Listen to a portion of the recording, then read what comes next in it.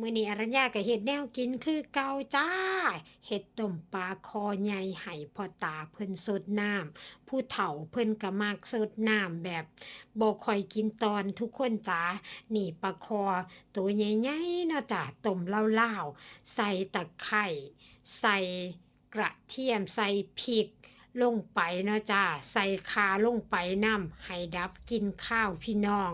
ปลาคอใหญ่ตัวนี้ อรัญญาต้มแบบลาวๆใส่เกลือใส่ผงนัวเนาะจ้ะตอนปรุงรสชาติกะสิ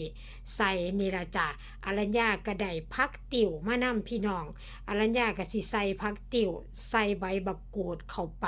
ให้เพิ่นดับกลิ่นเนาะจ้ะนี่จ้ะเรียบร้อยแล้วทุกคนจ๋าน้ำข้นๆแบบนี้น้ำเจาะเกาะพ่อใหญ่บ่ได้ใส่น้ำหลายแต่เฮ็ดรสชาติเข้มข้น พ่อตาเรามักสดน้ำจ้ะเรียบร้อยแล้วต้มปลาคอของพ่อตาจ้า